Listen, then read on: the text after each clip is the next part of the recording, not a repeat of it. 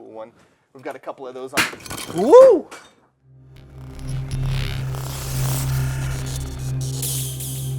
Hey, this is Joel Walsman, CEO and Master Electrician of Jefferson Electric. Today we're in a basement knocking out a couple punch items. This house is an early 1900s home. We rewired about 60% of the home that had knob and tube wiring. Knob and tube wiring is the original. It is from early 1880s.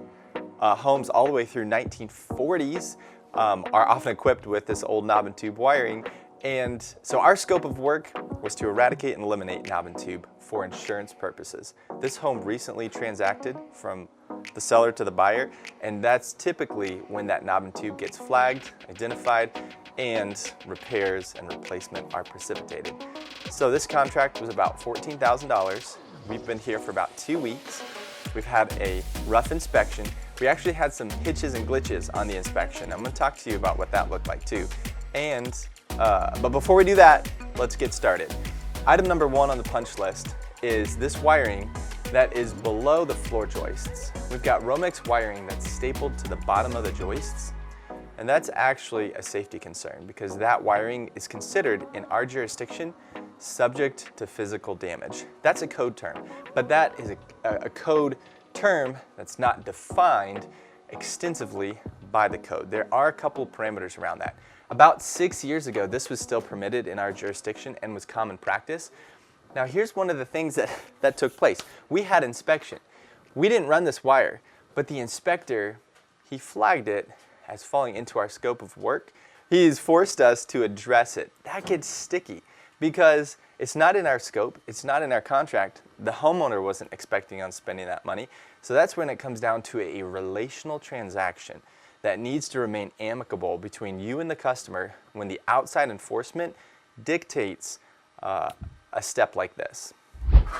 So what I'm going to do here is I'm going to take the path of least resistance, but I'm also, to correct this item, but I'm also going to explain a quick alternate method. The alternate method is to use running boards to protect the wiring. So I could physically take 1x material, like 1x2s on either side of the wiring that's below the floor joists, and then cover it. In this case, per the inspector's requirement, cover that with 1x6 or 1x8 to create a rat run to protect that wiring. I actually, because I'm an electrician, not a carpenter, I could execute that, but it's going to be easier for me to reroute the wiring up and through the joists. It's literally a difference of 2 inches to get that wiring through and not below the floor joists. Now you might be asking, what about this? This is coaxial cable. The code does not require coaxial cable. It doesn't even speak to this. It doesn't require this to be run in any specific manner other than unused data and communications cabling must be removed. But again, that's outside of our scope for this project. And let's get going. So I'm going to eliminate this old 2-prong outlet here. It's not being utilized. It's not GFCI protected. It's part of the problem network of Romex that's below the floor joists. So I'm going to kill power and eliminate a segment of a couple different circuits. All right, found it. It was not properly labeled. It's on the furnace circuit, so I'm going to update that labeling with mechanical pencil, which I would consider durable and permanent enough. Aw, that's cute. I'm not even going to worry about taking that apart. I just need to get to the mounting screws, because it's all, you get into old stuff like this, and this, the screw in the yoke is bent over, so it's probably not going to come out without a fight. I just need to get this off the floor joist. Keep rocking and rolling. So let me explain one dynamic of the inspection that really caught my eye on this project. We actually got a 3-page write-up on this project of everything that we failed to properly execute.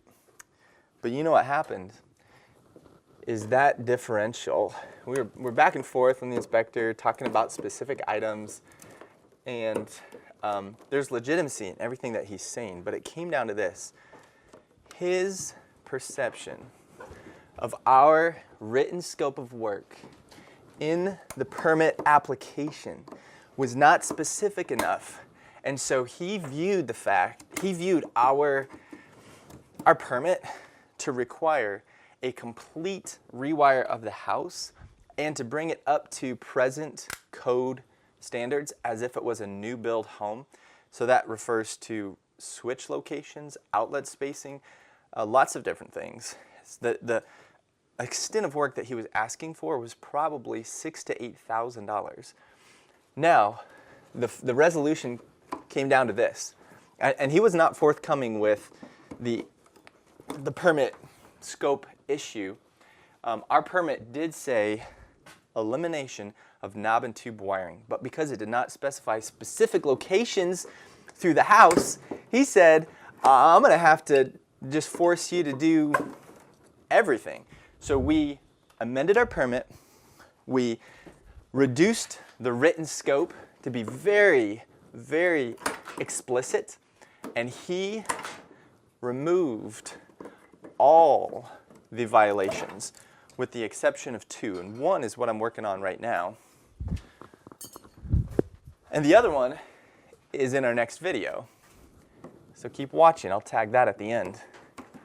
But you have to remember, a governing body and a city inspector, they are not there to make your project or your business successful. That is not the purpose of their office.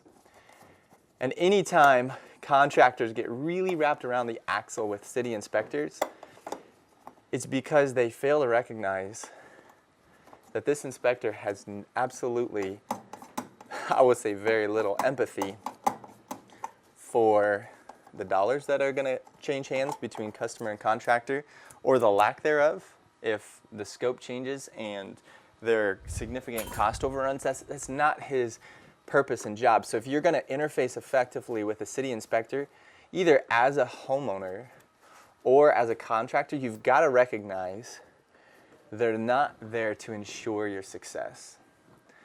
Not in any way, shape, or form other than your success as it pertains to code and safety. So if you can see their job through their eyes, speak their language, and come to terms with their stipulations in an amicable fashion, what we found is we can often gain an advocate and an educator. I have learned so much from inspectors because often they've got 10, 20, 30 years of building and construction experience, either with that office or in other roles they've had over the course of decades. And if you develop an advocacy with inspectors, that's golden right there. An open and transparent communication and relationship such that they're answering the phone when you call because it's an uplifting phone call as opposed to an adversarial phone call. That is one of the biggest favors you can do yourself. Oh, look at that old wiring. Side note, our scope of work did not include eliminating BX wiring, and so we still have some old cloth-covered brittle wiring that is just a little better than knob and tube wiring. But hey, you got to respect budgets, and some of these things happen one step at a time. So keep an eye out for brittle wires. When the wiring is that brittle, sometimes you just can't get a good pre-twist on it because it'll snap off on you. But still, an appropriately sized wire nut. This one's been used, so it's not going to grab. It's expanded a little bit. It's a little dirty from sitting in the bottom of my bucket. Do the tug test and then gently fold that back out of our way. So the code specifically, the requirement for wiring being run through the floor joists is for non-metallic cable. That's what we're talking about right now, and that is not this here. This is MC cable, and this is BX. And the inspector's only asked for, that one broke off too, he's only asked for the non-metallic or NM cable, Romex, to be addressed. In our jurisdiction, one thing that inspectors will almost always universally require to be added to the scope of work on a project that's relatively extensive like this is the addition of smoke and carbon monoxide detection. And that makes a lot of sense. That's just such a significant fire and life safety standard to uphold that, you know, if our scope is limited to knob and tube elimination, or we actually say remediation, It's that bad in our opinion. Knob and tube is well beyond its useful life, really without exception. If our scope of work, it can be contained to just knob and tube, the one thing that they'll require to get tacked on there every time is smoke and carbon monoxide per code. So not going to wiggle out of that one, and don't want to. All right, we've got two more. Oh, one, two, yeah, two more to address here. What I'm going to do is I'm going to find the nearest junction where these wires have a start-stop location in the basement. I'm going to open that junction, and then I'm going to drill and reroute through the framing. So that'll require drilling holes. And in a busy basement like this, I just want to be mindful of what's on both sides of the joist. For instance, I just bumped into this 3/4 inch water line here, and that's plastic. I'd go right through that, and standing where I was, I didn't know it was there until I put my hand up. So we're just going to be checking carefully and making sure that we're not causing damage to anything else as we go.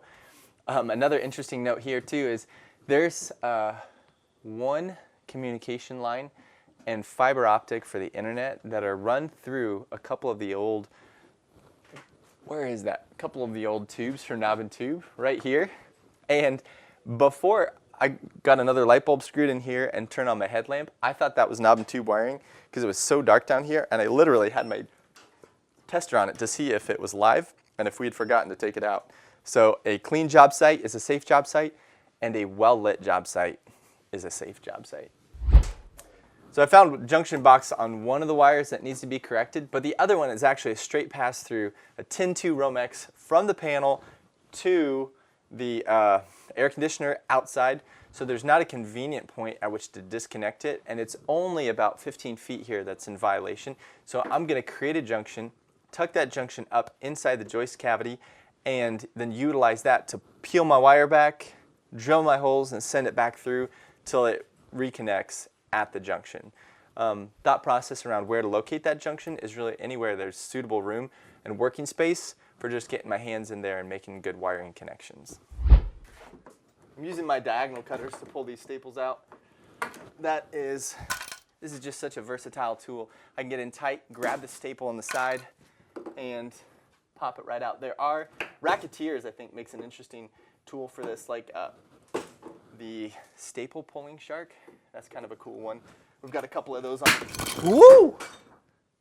That was good right there. Do you see what happened?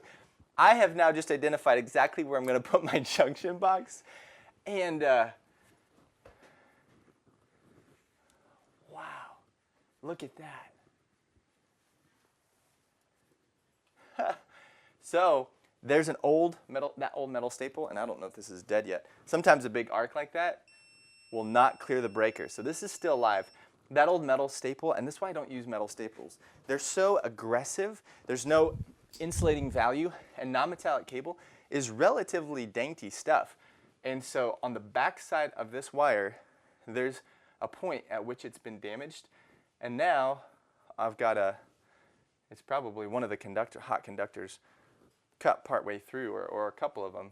I don't know if that was a hot to ground short, but once we strip that open and peel it back, we'll know exactly what it was. So let's kill the power here first and keep going.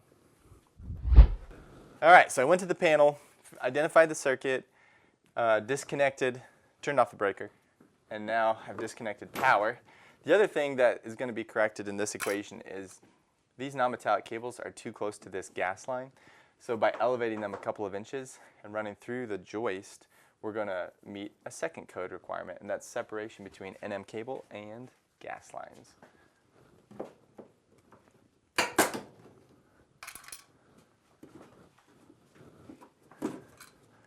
Good argument for safety glasses. Twofold. One, in an old basement, there's just so much dust to fall into your eyes. It's like working underneath an old rusty car. There's no way you're getting out of there without getting some flecks of rust in your eyeballs. But this is almost as bad. So, strong recommendation for safety glasses. So we've got 3 circuits that we were working on. The first one we killed and disconnected. Second one was the one that arced on us beautifully. And the third one here is the last to turn off. Then we'll pull our wiring apart and put it back together. All right, the circuit is dead. Opening up the junction box of choice for circuit number 2, if you will.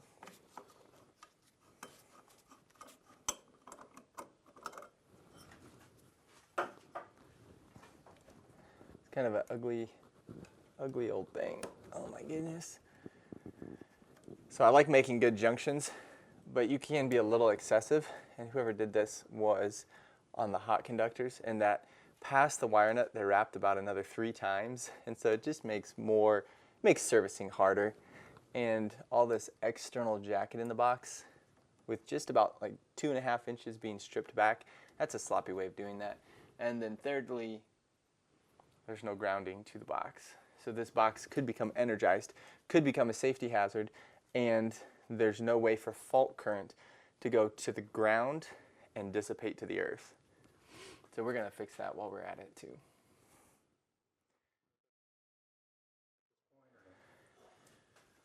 So that grounding requirement for boxes is only for metal boxes, but it does include all metal boxes. I am going to make note when I pull this apart of exactly how it's made up. This is real easy. It's a color-to-color junction. Blacks to black, whites to white, grounds together. So that will not be hard to reconstitute, but there could be other things going on. So you always want to make a note and or take a picture if there's any kind of oddity or exception.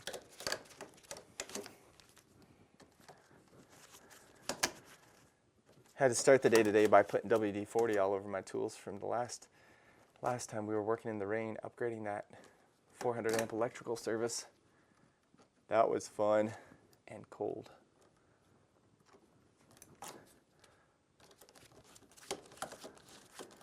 And that's something that happens too when you over twist wiring.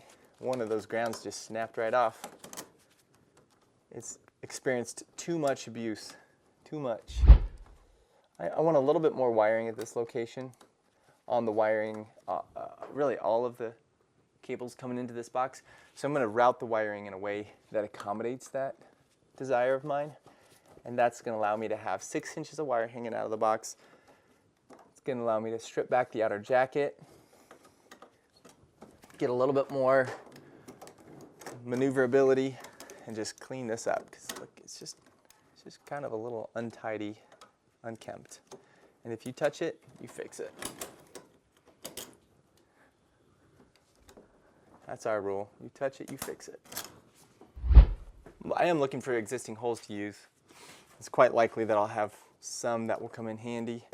Checking the backside of framing. I've chosen a, what is this, 5/8 self-feeding auger bit. That's just going to butter right through this old wood. And I always keep my bits sharp, almost always. I like to reduce stress on my drill. This 18-volt cordless drill, I've had these chucks in particular and some of the gearing die on me just outside of warranty period, about 3 years. When they get contractor grade levels of abuse, you do want to be mindful of keeping your bits sharp, and just that's the difference between a drill that lasts 3 years and a drill that lasts 10 to 12 years. Can't expect more than that. That's almost miraculous as it is. So in a case like this where I've got quite a few joists to drill, I'm going to have a single cable that's pulled through about 12 joists. I'm going to very intentionally line up my holes in a straight line because every little deviation is resistance, and that's just going to smooth my wire pull by having those holes dialed in. I'm not taking measurements, I'm just eyeballing it. A little care and caution is all that's required. Measuring off the nearest point or using a laser for an application like this in a basement that's not a showpiece that's overkill.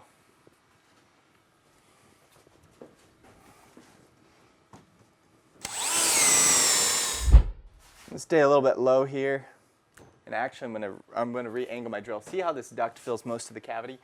If I angle my hole up, then I'm probably fixing and set up to go above and over that duct, but it's only about a finger spacing between the duct and the floor. I don't want to run wiring there, because if somebody lays flooring material like hardwood, there will be nails through all of the subfloor, almost beyond the shadow of a doubt. And so what I'm going to do is I'm going to change the direction of my drilling. I'm going to drill low to high outside of my duct bay. notice one thing that's real subtle here, but it's how I finish off the hole. I start, well, this bay is one of the few that's been clear enough and large enough that I can drill straight through. But on some of the tighter bays, I'll start at an angle, but I'll finish off my hole flat. And what that does is it allows for that smoother wire pull. And believe it or not, it does make a difference. I'm commending that to you. My wiring was a little bit tight and it's coming at an angle here. So I'm gonna go ahead and start angling across country because I definitely want to pick up at least 6 inches of additional slack for that junction box. A quick note about communications wiring. You may have noticed that I chose to go underneath this, and this might be part of the alarm security system. I don't think it's actually a comm wire. It's just low power, so I'm not concerned about it, but even if it was comm like the internet, if I'm crossing at a right angle, power and internet, I'm not going to create interference. It's when they're running in close proximity parallel over a long distance, like 2 feet or more. In this context, that's a long distance. That you're going to actually could experience issues depending on how much power is present, what voltage and ampacity, and how close that wiring is. So 90-degree angles between power and communications. So I had to come to the other side of the wall of the basement, cut cross country, drill 3 new holes to gain enough slack to accomplish my mission here, because I'm going to relocate that junction box and then everything's going to reach. We'll get staples, we'll have enough strip length. It'll be beautiful. So my destination now is not the junction box. I'm going to actually relocate it right here. Well, it is the junction box, but I'm relocating the junction box to be fair.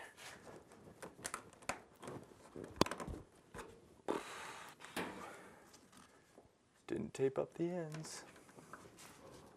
Now it's fighting me. There it goes.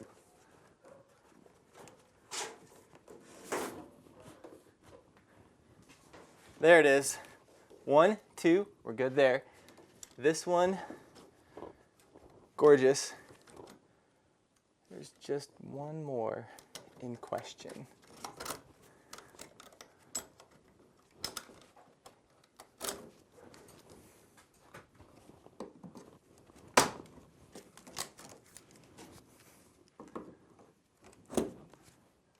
I do like to clean up the trash if they're old unused staples. I don't just pop them loose and get them out of there. Just, this is a basement, but it only takes a couple seconds. Go the extra mile. You will reap what you sow.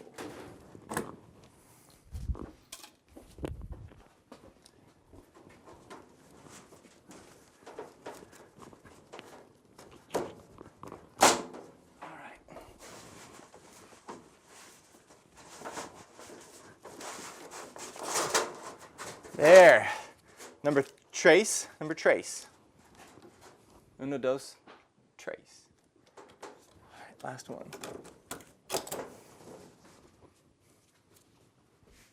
Some really kind of awkward, sloppy stuff down here.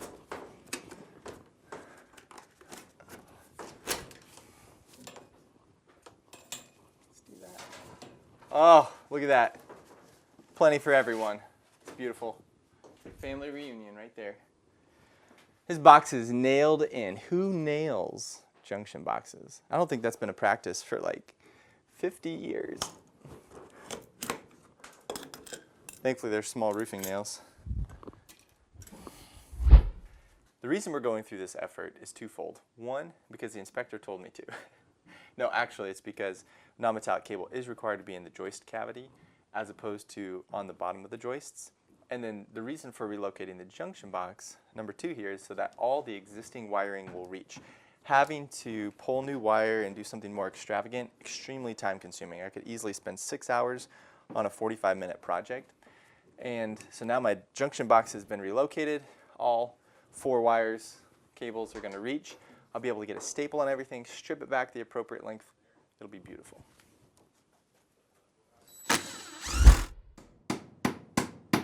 All right, so I've got a nice clean staple within 12 inches of the box, about 5 inches. I've got effectively, oh, I just stapled to the bottom. I got a staple to the side, guys. Isn't that funny? All right, there we go. See, that's what I want. In the final equation, I did all that little bit of extra to get that. I want more than 6 inches hanging out from the face of the box. That's just a beautiful thing. It's actually, I think, 6 inches total from the point of entry, 3 from the face of the box. But I like 9, that's the span of my hand, from entry to finish. So I'm going to line them all up. I'm going to strip them all that outer insulation back, leaving just a 1/4 inch inside the box. I'm going to have staples. It'll all be above the joist. It's okay to have a junction box on the bottom side of the joist, just not the NM cable. And then we'll work on the wire that arced. While we're right here, let me show you something. You know that big explosion we experienced? Right there, that's it. The back side of that wire, that little pinhole penetration, that's what caused all that right there. It's hardly visible. That's all it takes.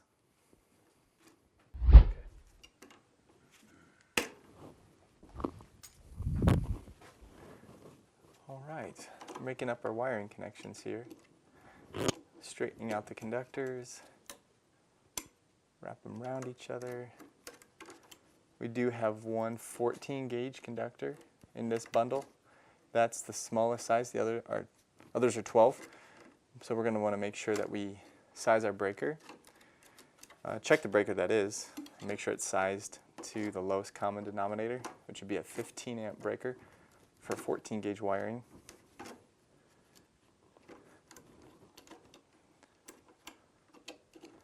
Always twist to the right from the perspective of looking at the subject. Make sure all those conductors are grabbed and twisted. Put a wire nut on there and then do a pull test.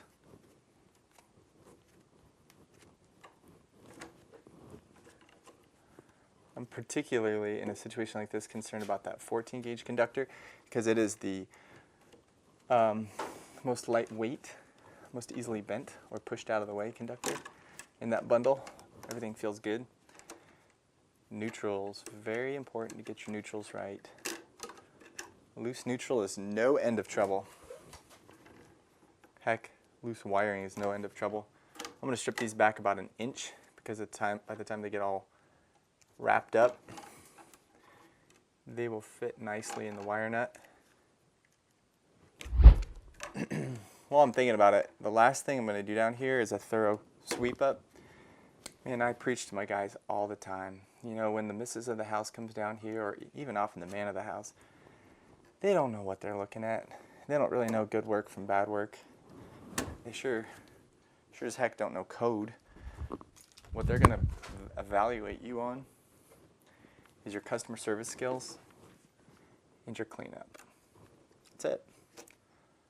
Very little about your workmanship. Now on some of the finishes, like light fixtures, they can evaluate workmanship in that context. But on a lot of this stuff, they're not pulling junction box covers out. They have no idea. If it works long term, that's a win. If it passes inspection, that's the litmus test. But really, your referrals are going to be based substantially on customer service and cleanup. That's it. So communicate well, often, and in advance. Communicating with a customer is so much more effective when you're coming to them as opposed to them chasing you down for information. That makes all the difference. There's so much grace. There's so many points to be won when the contractor approaches the customer and gives them an update. Daily updates on every job. Mission critical. Daily updates on every job. If you don't do that, you're going to have a frustrated customer, and the first thing they're going to say is, "Nobody told me." That's the first thing. Second thing they're going to say is, "I want a discount." They're not going to use that language, but they're going to start to suggest dollars off. That's where they're going to go next. So communicate often, clean up thoroughly. What we do is important, so we double and triple check everything. This 10-2 wire, 240 volts to the air conditioner is still dead. We are going to go ahead and cut it at that explosion mark that we enjoyed earlier. That's going to be maximizing the wire that's left without leaving anything that's compromised behind. We're going to pull this out. There's one more staple in there. Drill the holes, bring it back together, same process. What I just cut is going to turn into a junction box. The wire that was on the bottom of the joists now goes through the joists. Inspector's happy, homeowner gets those pink slips off the front porch. We're done, get paid. All right, so we're not going to be short on wire because I'm going to cut the corner off the angle here and run what we call cross country as opposed to 90-degree angles, and we're going to pick up probably 2 to 3 feet of slack, and that's going to come together beautifully so we can staple the wire, junction it, set it on the side of the joist. No problemo. All right. So it is getting a little congested here. We've got a gas line, 1-inch gas line. We've got a duct that's up tight against the bottom of the subfloor. I am going to just hang low here and give it a little extra love and maintain some distance from this gas line. It's going to be a little awkward, but I don't want to be in contact here, and I don't want to be pinned between the duct and the subfloor. We'll just do our best. We're talking about inspectors and going back to that for a minute. You've got to give and take with them, right? So we're correcting a code violation that was pre-existing, and really our scope is just the knob and tube. The inspector flagged a whole ton of stuff, 3 pages worth, like I said. All of that got struck when we amended the permit language to really communicate to him that our scope was much tighter than what he had perceived. So he waived absolutely everything except 2 things, and that's that give and take, where he said, I'll wipe away 2.5 pages, but you're going to do these 2 things for me. And at that point, I just said, sir, yes, sir. Because that's the game. That's how it's played. You give and you take. If he's going to just waive the whole violation, it kind of looks a little goofy on him, right? Could feel like there's a little egg on his face. He just has to feel like he's doing his job. So let him find something. Let him do his job. Give and take a little bit. Play ball. It's all going to be okay. So you might be asking, why the metal junction box? Why not a single gang nail on with a blank plate or some other kind of box? Why did I select this? And the real answer is no reason. Either way, I like them both, by all means. The one thing I like a little bit more about this, and probably was the tipping point, these metal boxes, is the clamp that secures the wire and the durability. I have seen in a basement like this some plastic boxes get damaged and broken just because, you know, somebody's swapping out a furnace and whatnot. There's activity down here. But 6 1/2 dozen or the other. I've seen issues with metal boxes too, right? No real reason. I just walked over to the shelf in the warehouse and snatched it up. There. We've got some spare circuits that are still off, but everything else is energized. Let's go complete our labels.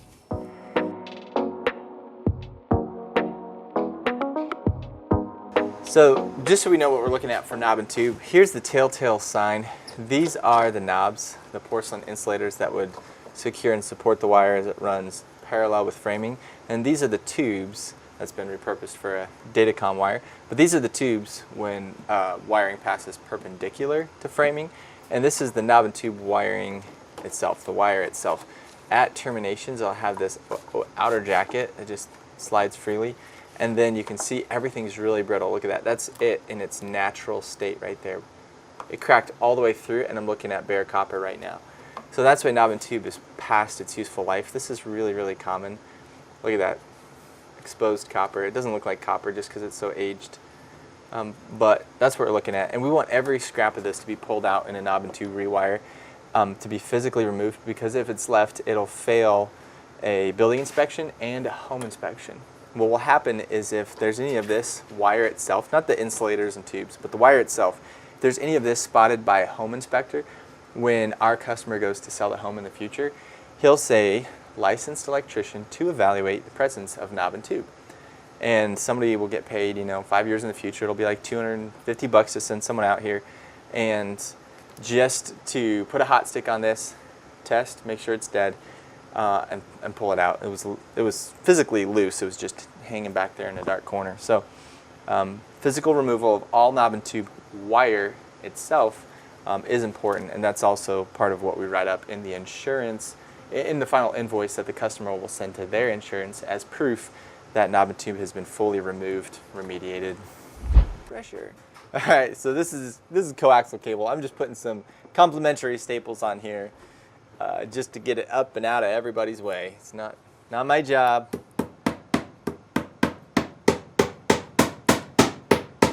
But saying that gets me on a little bit of a soapbox. Not my job. Those are the worst words ever uttered by mankind. It is your job. It's your job to delight your customer. It is your job to go the extra mile. What is that? It is your job to be excellent. It is your job to be a professional, even if other people aren't. And caution here, when stapling coax cable, this is totally a side note, I apologize. You do not want to deform the cable at all because it operates, it's got to be a perfect circle. I'm not going to get into the weeds on that, but it's about the oscillations inside. It's got to be a perfect circle, so don't smush that thing down or you'll actually cause, what's the word? Attenuation. Here's a differentiator, guys. We include drywall and plaster repairs in our estimates, and we bring in trusted subcontractors when we're rewiring a house to take care of that.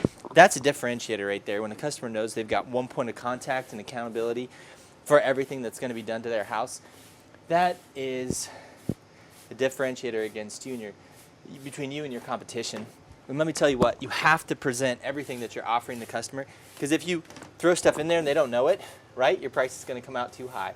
They won't select you. But if you can pitch them on the fact that you do have an excellent subcontractor, if you truly do, and we do, love the guy, and that the arrangement, when you take full responsibility for both judiciously cutting the holes and the financial responsibility to repair those holes, that's big. That gives a customer peace of mind.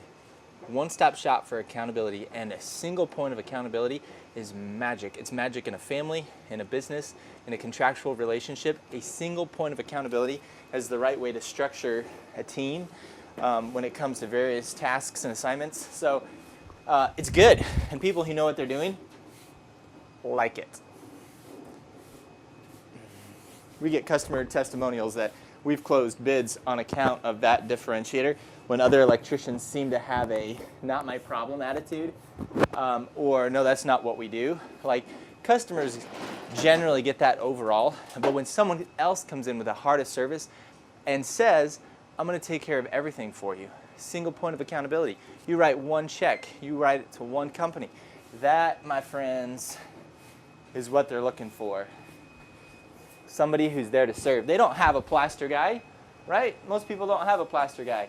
But if you have a reliable sub to bring into that equation, differentiator, game changer, close deals. So we've just taken care of cleanup in the basement here on inspection item number 1. And that is installing our non-metallic cable up inside the joist cavity as opposed to below. Inspection item number 2 is installing a 200 amp disconnect on the exterior of the home. Join us for the next video and subscribe to Electric Pro Academy for real skills to make real money.